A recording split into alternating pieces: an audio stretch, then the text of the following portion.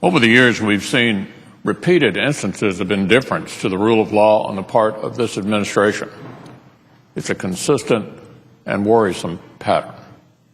Most recent example, of course, was just last week's announcement that the president had simply decided not to enforce a major piece of his health care law.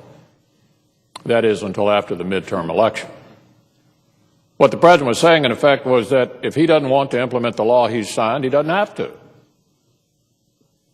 He doesn't want to implement the law he's signed, he doesn't have to. Now, I agree, it's a terrible law. I understand why people harmed by it would want it changed. In fact, I think we ought to repeal it altogether and opt instead for real reforms that would actually lower costs. But the fact is, for now at least, it is the law. And it's the president's constitutional duty to enforce the law. Yet instead of fulfilling this basic duty of his office, the president seems to believe he gets to decide who is subject to the law. He gets to decide who's subject to the law and who gets a pass. So last week, businesses had their Obamacare sentences delayed. Maybe next week, it'll be some other group. But it's his call. He'll decide what the law is. He did it with immigration. He did it with welfare work requirements. And he did it with the NLRB when he took it upon himself to tell another branch of government when it was in recess. And now he's doing it again with his own signature health care law. Imagine that the current occupant of the White House was not President Obama, but a Republican. Just imagine that.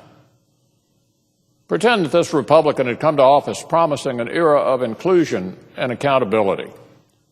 But as the years wore on, he simply had grown tired of the democratic process. Imagine that this president, despite securing confirmation for nearly every nominee he submitted, couldn't understand why the elected Senate didn't simply rush them all through even quicker. He couldn't understand why senators insisted on fulfilling their constitutional obligations to scrutinize each nominee. Just visualize for a moment that this president decided to urge members of his party to break the rules of the Senate so that he could appoint whomever he wanted, regardless of checks and balances. Imagine the outrage in the media, online, and especially on the other side of the aisle. They'd claim the president was a dictator.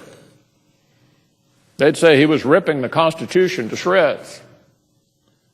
Basically, everything they said for so many years about President Bush. But of course, President Obama isn't a Republican. And so Washington Democrats seem just fine with it. In fact, it appears they're even ready to help this president actually help him in his partisan power grab.